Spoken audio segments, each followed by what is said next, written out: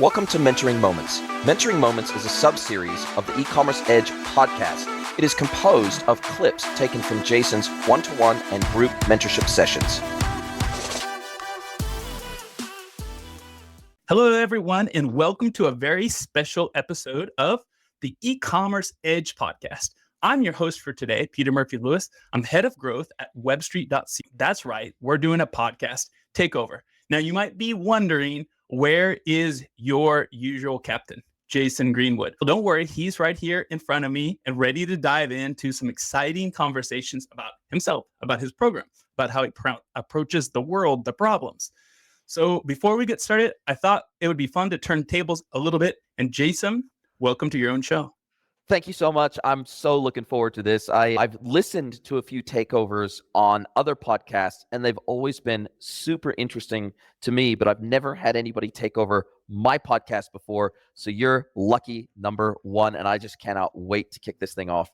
Let's do some unusual takeover tidbits right now. Let's peel back the curtain, and I want you to share with me something your audience might not know about. And I'll name three, and you can take all three, or you can take them one at a time. Let's go with a hidden talent, then something professional that people might not know about you, maybe something in your past, and an interesting experience. That could be travel, family, something crazy you've done. Let's start off with talent, hidden talent. What are you great at? Hidden talent. What my audience probably doesn't know is I used to, a number of years ago, I used to build and fly radio-controlled helicopters competitively. So acrobatic radio-controlled helicopters that can fly upside down, and they can do 3D maneuvers and extreme aerobatics with radio-controlled helicopters. That was a hobby that I was into for about 10 or 12 years and had an ungodly amount of money invested in the hobby. I don't do it anymore, but that's certainly a skill, and there's still some, I think, videos floating around there on YouTube of some competitions that I flew in. And so that's something that, I don't think very many people, if any, I don't think I've ever talked about it on the podcast before. So I think that's a skill that people probably don't know that I have or had. We might have to ask you to dig up some of those videos and put the links in the show notes, because my mind immediately went to, that is an expensive hobby and not nearly as profitable as being in the e-com space. Yeah, no, it's a money pit. It's like boats. How do you end up with a small fortune in radio-controlled helicopters? Start out with a very big fortune in radio-controlled helicopters. All right, let's move to something professionally, some type of something you've done in your life or currently do that your audience might not know about. Wow, I'm so transparent about everything I do professionally, and I create so much content. This is going to be a really tough one. How about first job? Yeah, first. Oh, wow. Okay. That's a really good one. My first real job, apart from just a little summer fling, but my first real job was working at a car wash where we would do the detailing after it came out of the wash bays. But I also pumped gas there. And I had some nights, I would oftentimes work the late shift, and I didn't have a car at that particular point in time. So I was using this was when I was like 15 or 16. And I worked the late shift, and I was the only person on shift. This is full service gas station where we literally pumped the gas for people. And in order to keep myself from being bored, I borrowed my parents' minivan, and this was in the age of VHS videotapes. So I would set up a seat and a TV in the back, a 12-volt TV in the back of this minivan, and play movies on VHS video cassette to keep in between customers. I would sit in the back of the van and watch movies while I was working, pumping gas late at night. That is a good story. My fast version of that is working in a Play-Doh factory. You and I spoke briefly before we hit record, which is an interesting experience that I almost got put in jail in your hometown of Puebla, Mexico. What is your interesting story, travel experience? Wow, I've had many super interesting travel experiences. Certainly two super fun ones here. We did 20,000 kilometers last year driving around most of the mainland of Mexico. And there were a couple of really interesting experiences while we were driving around. One was we were going between Chiapas State and Tabasco State, and at the state border, we were stopped by unmarked, what looked like paramilitary people in full tactical gear, full M16s, the whole 9 yards. And we were told, get out of our car. We were told, show your residency paperwork, all this sort of stuff. And we didn't know whether they were cartel. We didn't know whether we had no idea, because typically when you get stopped at one of these border controls, it's Guardia Nacional or it's Policía Estatal or something like that. And they were clearly marked. Their vehicles are marked. Their gear is marked. Everything else is very clear. They got, the Mexican flag all over their equipment and everything else. These guys were dressed in all black. We thought, man, okay, we're the only car here.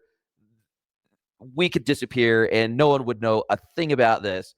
And after they were really serious and they looked really angry. And, we had been, I'd learned online, don't have, any easily accessible visible money anywhere, have photocopies of your passport and your residency card so they don't take your originals at any checkpoints or anything. I tried giving them copies. They're like, no, you got to give us the originals. And I was like, okay, I'm not going to argue with people toting M16s. And luckily, they were actually official, at least as far as we know were official. I did some research after that, and after about 15 minutes of grilling us, they let us go. And luckily, I have good enough conversational Spanish that I could at least reply to their requests for information. And I did some research after that online, and it turns out that there is a special branch of the federal police that actually are appointed by the court system, and they're specifically tasked with, they're basically an anti-drug task force, and they are almost like the FBI operating domestically, and they don't have to have insignia, they don't have to state who they are, and apparently this is the police force that we got stopped by. So it was a very harrowing experience, but we were okay in the end. Terrifying, it sounds like. I had a similar situation in Chiapas in 1999 on a bus with 50 ticos. 50, and if you're not from Central America, that is costarricenses, Costa Ricans. Had a similar experience, also terrifying. I was 19. I don't know if I would go back. I'm glad you did the research. Back then, we couldn't do Google research to determine who was the people who pulled me over, but I thought I was in danger. Yes. I feel, yeah, my wife was, luckily we had our dog with us. So we brought our dog from New Zealand with us, and he was our traveling buddy all throughout the country. And luckily, in a number of these different stops where they would normally just open up the car and start pulling stuff out, they would look in the back and he'd be in there and he'd be snarling and growling. And so they would ask us to take things out and open things up for them. We had, and in some cases, they would just wave us through as soon as they saw the dog in the back seat. So we were fortunate to have our protector along with us. And he definitely made us feel a lot safer than if we were completely on our own, but definitely freaked myself and my wife out a little bit. Jason, for my audience, the Web Street audience, tell me briefly a little bit about who you are from the top. And just so you all know the connection, Web Street is we buy online businesses, especially e-com as well. And we help accredited investors invest in operators who believe in that space but don't want to run it on their own. We invited Jason because he's one of the experts in this area and he's interviewed some of the Web Street team. So Jason, introduce yourself to Web Street audience, please. Yeah, so look, I've been working in the e-commerce space for over 24 years now. And I started out with working in an agency, helping to build an agency. And the way I met that founder, another interesting story that I don't think I've ever told anyone in my audience, and definitely never talked about it on my podcast. Back in the day, I had a white Prelude. I was out in town with my friends, having a few drinks, whatever. I had gone back to my car to get my jacket out of my car. And when I got back to my car, there was a girl asleep in my car. And I looked and I literally thought, I've got the wrong car. I've forgotten where I've parked and I've come back to the wrong car. It turns out she had exactly the same year, exactly the same model, and exactly the same color car as mine, which was a white Honda Prelude. I think it was a 1986 Honda Prelude or something like that. And she was drunk and she had come out of a bar, and weirdly for that particular year, some of the keys were so close to one another and the locks were so close to one another, your key could occasionally open other people's Prelude cars. And her key, she got into my car with her key because her key was so close to mine matching that she was able to get into my car. And she was asleep in my car. And so I opened the door gingerly. I could tell she was asleep in my car. I opened the car door gingerly. And I said, "Excuse me, I think you're in my car." And she freaked out. She was like, "What are you doing in my car?" And I'm like, "No, this is my car." And she woke up and she's like, "No, I'm not in your car." And I was like, "You can look at the number plate if you want. You can get out and look at the number plate. That's my gear. That's my stuff in the back of the car. If you look back there." She couldn't believe it. She was a little bit tipsy and she just got into the wrong car because it looked so much like her car and it was in the same parking lot as her car. And through her, one of her friends, who was actually American, who had married a Kiwi in New Zealand and had an agency in New Zealand, she introduced me to him because we exchanged details and we were like, "Hey, I don't know how we got to know each other, but it was like, "Hey, we should go get a coffee or something sometime." And she ultimately ended up introducing me to this American guy who owned the agency. And that was the first job in e-commerce that I ever had, meeting him through a girl that was drunk and it ended up letting herself into my car one evening after a night out on the town with her girlfriends. And that's how I got into the industry. And then I started my own e-commerce pure play with a friend of mine on the back of that. Then I did some more industry, worked for other brands, and now run my own consultancy. But that's how I actually got into the industry. And it's a very funny, interesting story. Jason, you know where my mind went for the young people in the audience who were born after the utility of Craigslist, before Tinder and Grindr were born. A lot of times people on Craigslist would write under the section of missed connections. And I can imagine Jason saying, "Hey, you and I met in a Prelude. You were in mine. You have a Prelude. I don't know where you went. Can we start an e-com business together?" And then she's 10 years younger than you. So she's on Reddit and she's in the subreddit Prelude Lovers. And eventually you guys find each other in this place called the Matrix.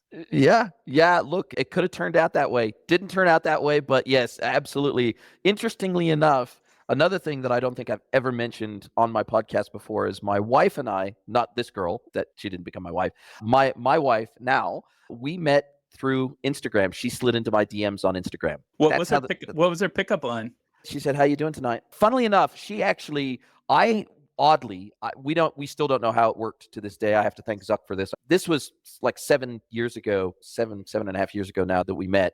And back then, your explore page was usually based on proximity to people, right?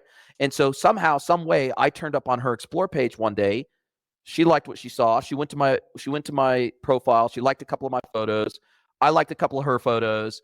I followed her. Then she followed me back. Because back in the day, if you clicked off of your explore page without clicking on a profile that you liked, that would disappear forever. You'd go back to your explore page and it would refresh and that would show you a whole bunch of new profiles. And she knew that if she wanted to follow someone off of her explore page, she needed to take action right then and there. So she went to my profile, liked a few photos, and we followed each other. We followed each other for about a week.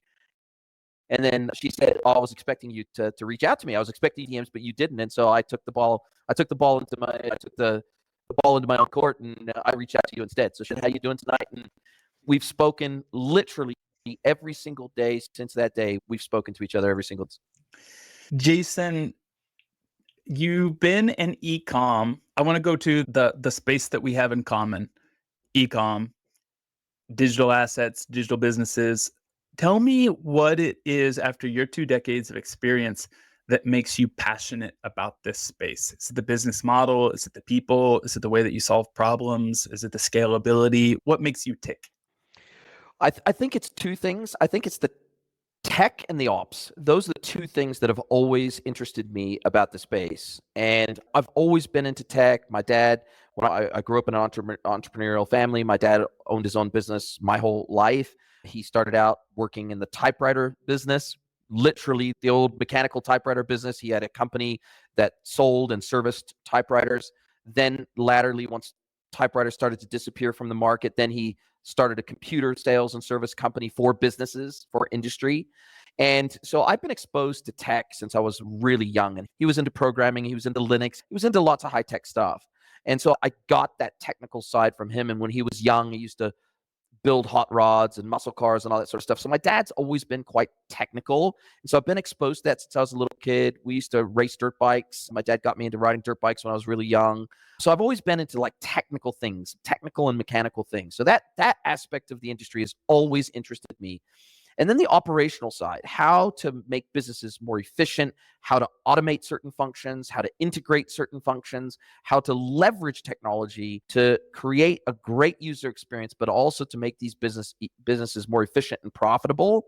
Those two things have always fascinated me. And I think when I first got into it, it's probably hard for a lot of people in the audience to remember this because a lot of them might be too young. But back in the day, none of us were 100% sure that this e-com thing or even this internet thing, because I'm old enough, because I turned 50 this year. And so I am of the straddle generation, as I like to call it. I remember a day when there was no internet. I remember the introduction of the internet, and then I remember the mainstreaming of the internet, right? And when I remember the ICQ days and the bulletin board days and the AOL days and all that sort of stuff, the really early Genesis and Hotmail. And I remember net to phone. When I first moved to New Zealand, net to phone was a web application you could use to make cheap phone calls internationally around the world. And it was one of the first programs you could use to do that. This was way before Skype and all the rest. And I don't think the kids of today really realize just how novel the internet was at the beginning and how I knew it was going to change the world. I didn't necessarily know for sure how and to what extent it would change the face of commerce. But what I did know is I wanted to be part of it. I knew, okay, this thing is a game changer somehow, some way. I don't know if it's going to take over all consumption, but I knew for a fact I never was the kind of person that I loved just shopping. I never liked just going to a retail store, going to a department store, going to a mall. I never really, my wife's more that way inclined, but I never really liked just the funk of shopping. And so I saw this whole e-commerce thing as a great way of being able for me to be able to do online shopping because I didn't really enjoy the shopping experience, the physical shopping experience. And I knew if I feel that way, there's got to be I can't be the only one. There's got to be lots and lots of people out there that feel like me. So I think this thing has legs, but I'm not sure. But I'm going to hitch my wagon to this horse until it proves yes or no that this has got legs. I have so many follow-up questions. The first one I guess I have for you is, and I'm going to make sure that you don't answer AI, assuming that might be your answer. Outside of AI, what is the biggest, most surprising change that you've seen in the e-com space since you got into it? Mobile, without a doubt. I even though I had seen massive disruptions in the industry right from the very beginning, and I had seen new technologies come to the fore. When I first started out in the industry, websites built in frames were common. Websites built in 100% Flash were common. Web experience was not great in the beginning.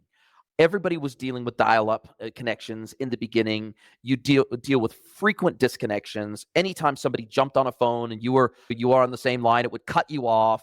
There was no high-speed downloads. There was no broadband. There was no mobile internet that was cheap enough to be able to use in the early days for the common man and woman. And so e-com was just flipping hard. It was really hard. Everything about it was hard. There was no standardization of technology. There was no standardization of platforms. The first major standard platform that I worked with was OS Commerce.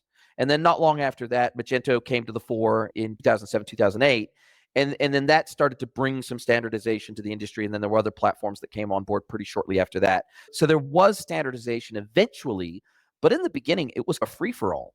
And the agency that I was working inside of in the beginning, every e-commerce website was built bespoke. It was built from scratch in HTML. And it was crazy how all of the tooling, all of the integration with payment gateways, just everything was hard. Everything was difficult. There was no standardization.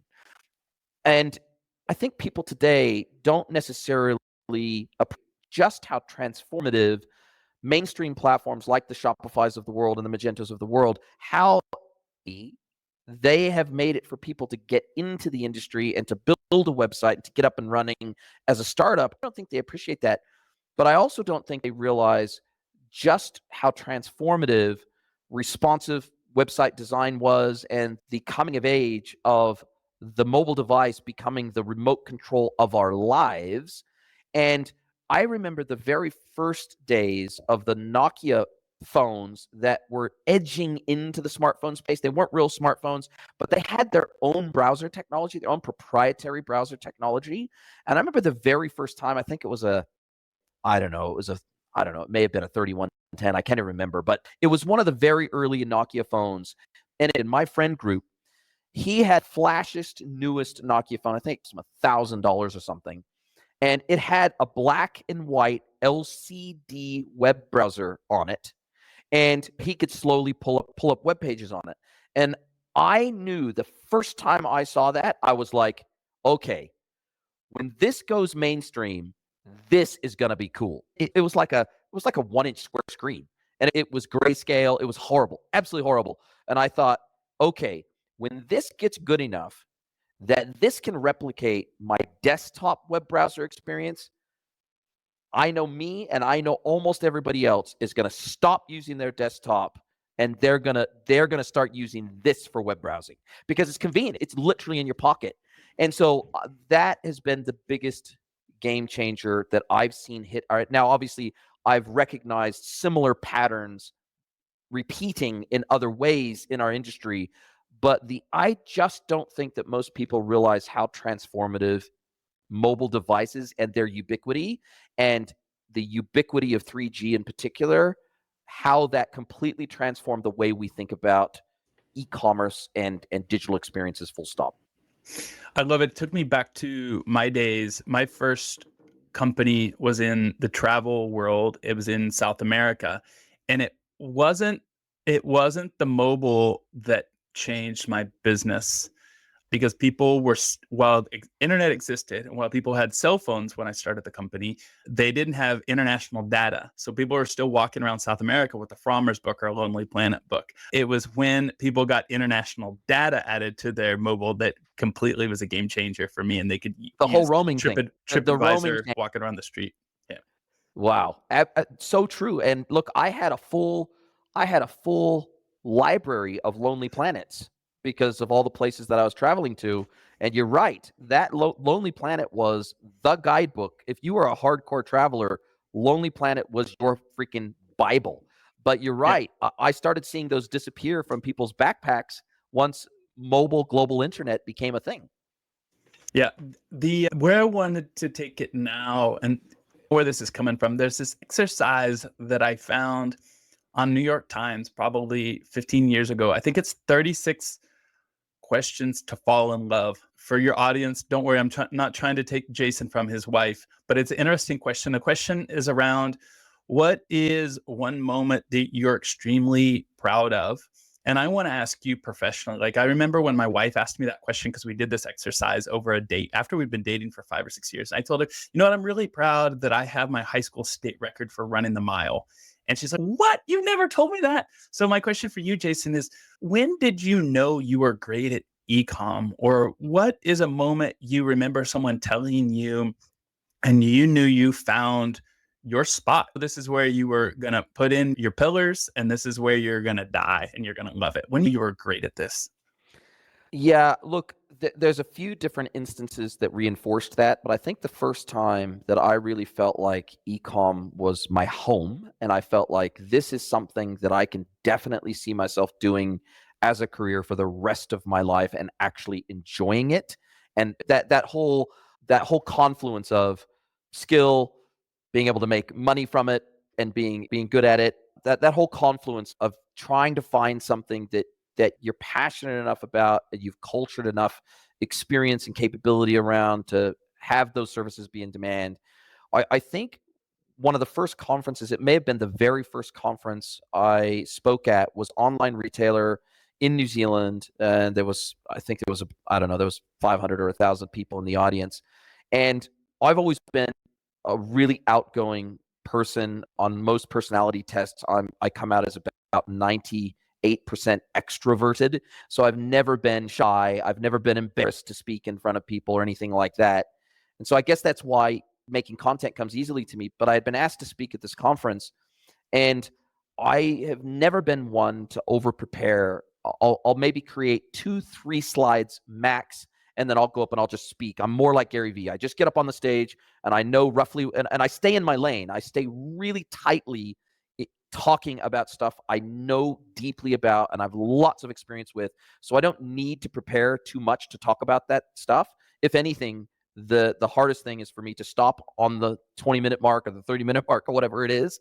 And I just remember after that, and this is years and years ago in New Zealand, that I had 5 or 10 people come up to me after that speaking event and tell me that is the best presentation I have ever seen at an e-commerce conference. That was the most enjoyable, most engaging, most fun presentation I've ever seen at one of these conferences. You weren't boring, you were really funny, entertaining. And it was at that point, it was like, okay, I can do this thing. I have something valuable to add to the discourse in our industry. I have valuable wisdom to share that people are getting some value out of. And it was probably that experience that cemented me going, okay, I've found my home. I've found where I belong in this world.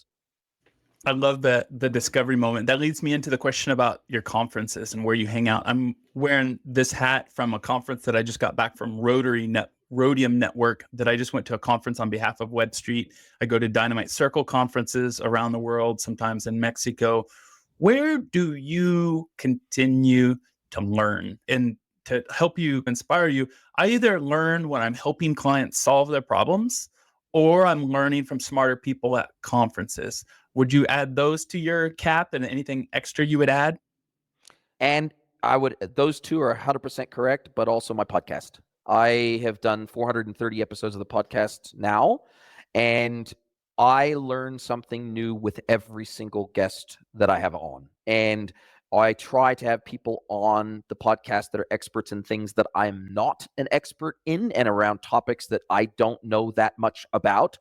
And I always end up having a fantastic conversation. I always end up learning new things or new angles, new takes, new visions for that subject matter. And yes, speaking at conferences, attending conferences, I'm going to be speaking at B2B Online Florida happening in November. And now that I've niched down my consulting to really heavily focus on that B2B segment of the industry, both not only from a B2B seller perspective, but also agencies working in the B2B space, investors working in the B2B space, platform vendors working in the B2B e-commerce space. And now that I've really started to hardcore, particularly over the last 2 years, niche down in that, there's a whole new world of industry-specific conferences in the B2B space for manufacturers, wholesalers, distributors, and people that play in that space.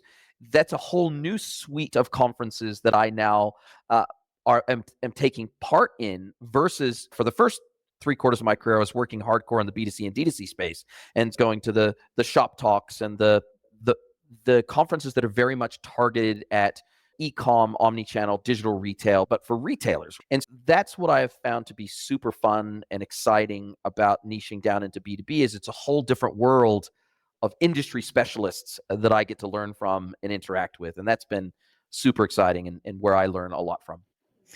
That takes me to, what are you excited about in the next quarter, 2 quarters, 3 quarters? You probably know from your relationship with Kyle and Web Street, we save a percentage of our fund every year, or every quarter, for Summit Ecom. This quarter, we're investing in SaaS. We're investing in agencies. We're obviously investing in D2C, some Amazon FBA. But what are you excited about in the next 6 months, maybe 9 months, that our investors will have on their plate for a fund, maybe fund 10, fund 11? Yeah, look, I sound like a broken record, but I am seeing, you know how I said that I've seen other patterns develop in our industry after I watched the whole mobile pattern develop. I have seen that same type of pattern start to happen in the B2B world. So It would be absurd today for any retail brand, let's say you're a startup brand, and whether you're D2C or you're a B2C seller and you're a product aggregator, it would be insanity for you to start up a new retail business today and not do e-commerce. Even if you had physical retail stores, you would always have an e-commerce website. It would be ridiculous. It would be unthinkable, basically, to start a new retail brand today and not offer e-commerce. And even some of the longstanding holdouts, the Primarks, the H&Ms, et cetera, that said, we will never do e-commerce, we're a physical retail store only, and during COVID, they had no choice but to cave in and start offering e-commerce, click and collect, et cetera. I am seeing this transition, this modernization of retail really started to accelerate and happen in earnest about a decade ago, right? Most D2C brands and B2C brands today are pretty mature technically. They all offer cutting edge e-commerce experiences. It's table stakes now. They have, if you want to go and hire in this space for an e-commerce manager or a head of digital or a CDO, there's lots of people that are specialists in this space. It's relatively easy to hire for capability in this space nowadays. There's lots of agencies that specialize in it. And I'm seeing a slow revolution happening in the B2B world that mirrors this, because most B2B brands and merchants and sellers, they don't call themselves merchants. They call themselves B2B sellers or manufacturers or wholesalers, distributors. And I'm seeing that during COVID, a lot of B2B brands realized, oh my God, we are so dependent on field sales reps. And all of a sudden, our reps can't go out and see people anymore. They can't go out and hunt new business. They can't go knock on doors. They can't go and have their regular call cycle. And they go, wow, we don't have any digital routes to market here. We better sort our shit out. Otherwise, we're going to be out of business. And that really lit a fire under the B2B space during COVID. And a lot of that demand has carried on through post-COVID, because we all know something like that's going to happen again if Bill Gates has anything to say about it. And so the reality is, a lot of these brands realize, geez, we have got to get our digital act together. Otherwise, we are going to be out of business. Plus, the data is now showing that over 60% of B2B buyers in the United States today are millennials.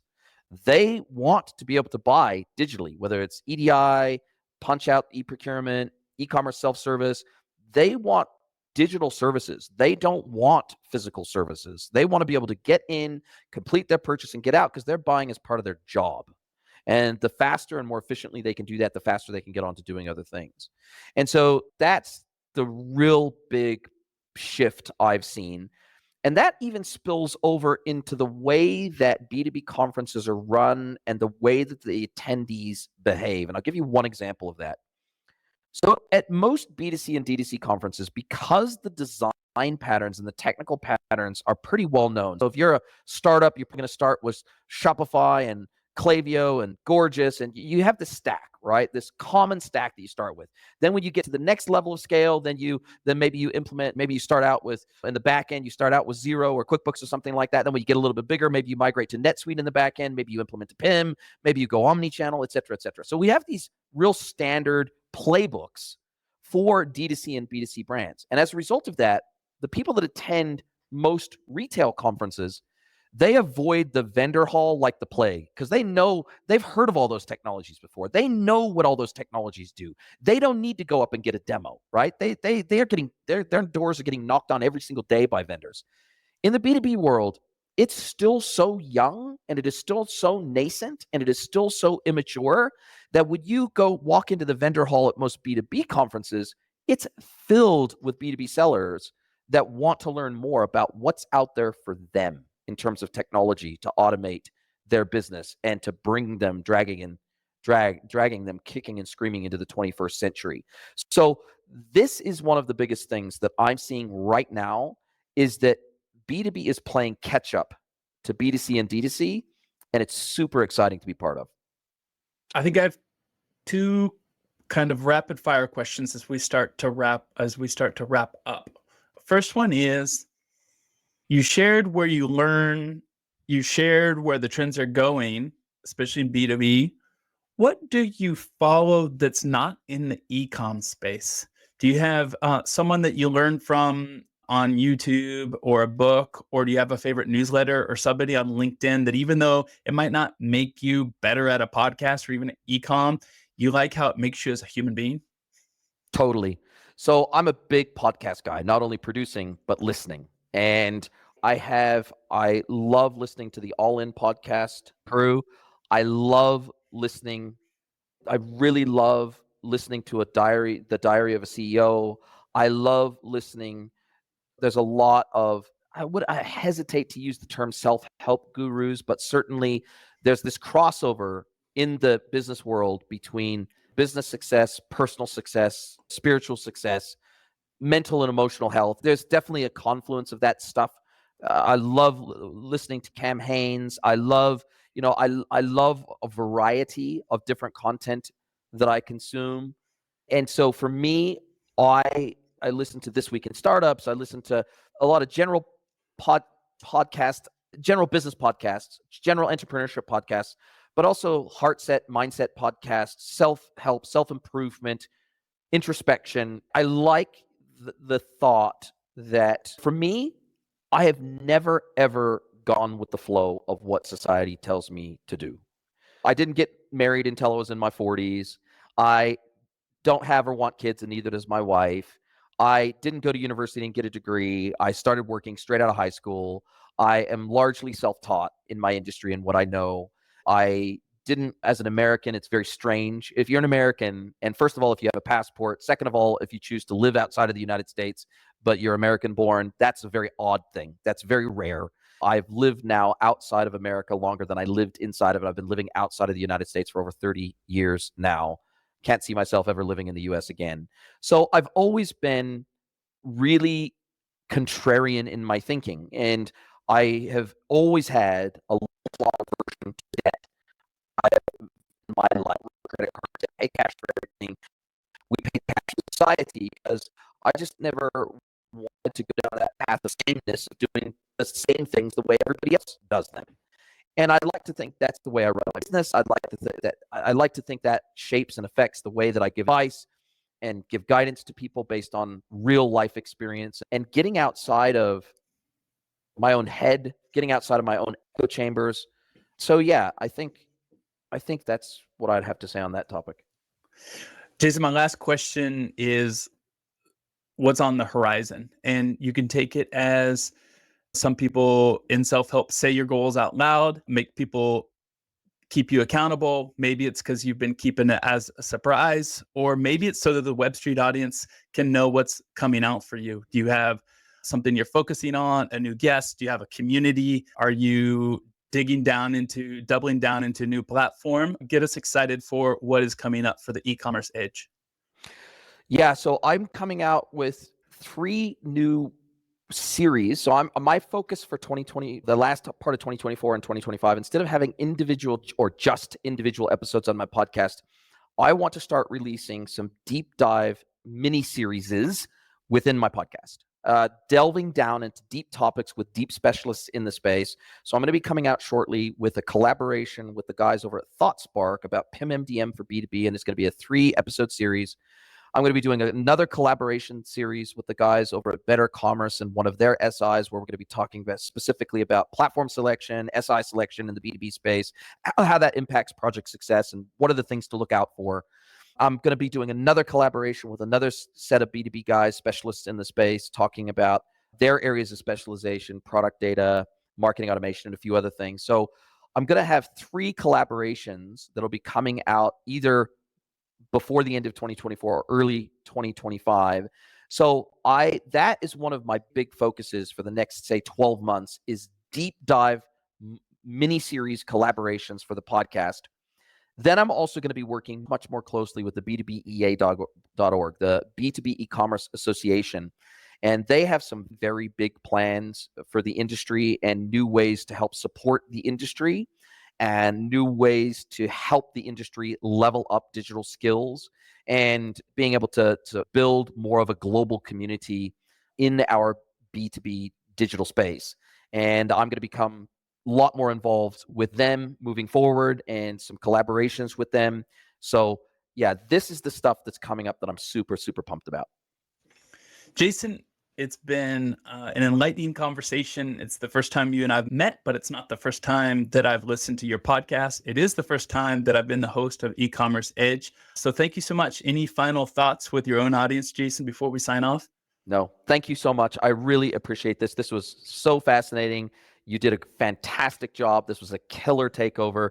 You pulled things out of me that I've literally never discussed on the podcast before. And that was, for me, that was always the hope, was that we would be talking about things that I don't cover haven't covered in the 430 plus previous episodes. So you absolutely hit it out of the park. And look, maybe in another 6 to 12 months, we can do this again. I'd love to have you take over the podcast again. If you'd like to get mentored by Jason for free, head over to greenwoodconsulting.net, scroll to the bottom of the page, and click Get Mentored by Jason.